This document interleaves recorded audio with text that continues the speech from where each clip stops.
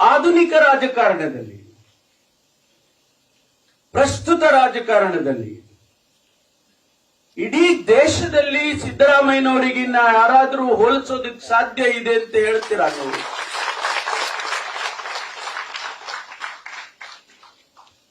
ಈ ರಾಜ್ಯದ ಒಂದು ಆಡಳಿತವನ್ನ, ಈ ರಾಜ್ಯದ ಒಂದು ಆರ್ಥಿಕತೆಯನ್ನ ಬಹುಶಃ ಸಿದ್ದರಾಮಯ್ಯನವರಿಗಿನ್ನ ಅರ್ಥ ಮಾಡಿಕೊಂಡವರು ಇಡೀ ದೇಶದಲ್ಲಿ ರಾಜಕಾರಣದಲ್ಲಿ ಯಾರೂ ಇಲ್ಲ ಅಂತ ಹೇಳಿ ನನಗನ್ಸುತ್ತೆ. ಬರೀ 16 ಬಜೆಟ್ಗಳನ್ನ ಕೊಟ್ಟಿದ್ದಷ್ಟೇ ಅಲ್ಲ, ಈ ರಾಜ್ಯದ ಆರ್ಥಿಕ ಸ್ಥಿತಿಗತಿಗಳನ್ನ, ಇಡೀ ಸಮುದಾಯದ ಸ್ಥಿತಿಗತಿಗಳನ್ನ ಅರ್ಥ ಮಾಡಿಕೊಂಡವ್ರು ಯಾರಾದ್ರೂ ಇದ್ರೆ ಇದಾವ ಸಿದ್ದರಾಮಯ್ಯನವರು. ನಾವೆಲ್ಲ ಆಶ್ಚರ್ಯ ಪಡ್ತಾ ಇದ್ದು. ನಾನು 2023ರಲ್ಲಿ ನಮ್ಮ ಪಕ್ಷ ಚುನಾವಣೆಗೆ ಹೋಗುವಾಗ ಆ ಚುನಾವಣೆಯ ಪ್ರಣಾಳಿಕೆಯನ್ನ ಬರೀತಕ್ಕಂಥ ಜವಾಬ್ದಾರಿಯನ್ನ ನನಗೆ ಕೊಟ್ಟಿದ್ರು.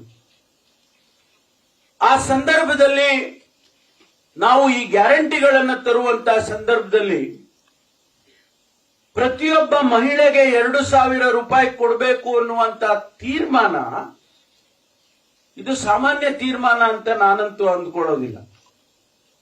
ಆ ಬಡ ಮಹಿಳೆ 2,000 ರೂಪಾಯಿಯನ್ನ ತೆಗೆದುಕೊಂಡು ತನಗಷ್ಟೇ ಆರ್ಥಿಕ ಶಕ್ತಿಯನ್ನ ಪಡ್ಕೊಳ್ತಾಳೆ. ಅದನ್ನ ಅರ್ಥ ಮಾಡ್ಕೊಂಡವರು ಯಾರು ಅಂತ ಹೇಳಿದ್ರೆ ಮಾನ್ಯ ಸಿದ್ದರಾಮಯ್ಯ. ಅನೇಕ ಜನ ಟೀಕೆ ಟಿಪ್ಪಣಿ ಮಾಡೋರಿದ್ದಾರೆ, ಅದ್ರ ಬಗ್ಗೆ ನಾನು ಮಾತನಾಡೋದಕ್ಕೆ ಹೋಗೋದಿಲ್ಲ. ಆದ್ರೆ ಇವತ್ತಿನ ಸಮಾಜದಲ್ಲಿ ಇಡೀ ಸಮುದಾಯ ಅರ್ಥ ಮಾಡಿಕೊಂಡು ಅದನ್ನ ಆ ಸಮುದಾಯ ಮೇಲೆ ಬರ್ತದೆ ಆರ್ಥಿಕವಾಗಿ ಅನ್ನೋದನ್ನ ನಾವು ಅಷ್ಟೇ ನೋಡ್ಬೇಕಾಗ್ತದೆ. ಆದ್ರಿಂದ ಇವತ್ತು ಕರ್ನಾಟಕದ ರಾಜಕಾರಣ ಒಂದು ಹೊಸ ದಿಕ್ಕನ್ನ ಪಡೀತಾ ಇದೆ.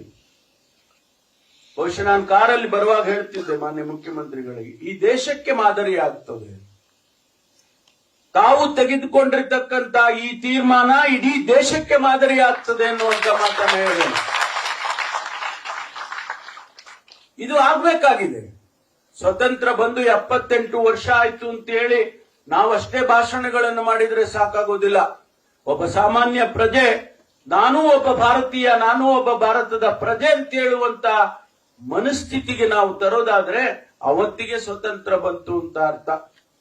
ಅದಕ್ಕಾಗಿ ಮಾನ್ಯ ಮುಖ್ಯಮಂತ್ರಿಗಳು ಆ ದೃಷ್ಟಿಯಲ್ಲಿ ಇವತ್ತು ಕೆಲಸವನ್ನ ಮಾಡ್ತಿದ್ದಾರೆ ಎನ್ನುವಂತ ಮಾತನ್ನ ನಾನು ಸಂದರ್ಭದಲ್ಲಿ ಹೇಳಿ ಬಹಳ ಸಂತೋಷ ಆಗಿದೆ.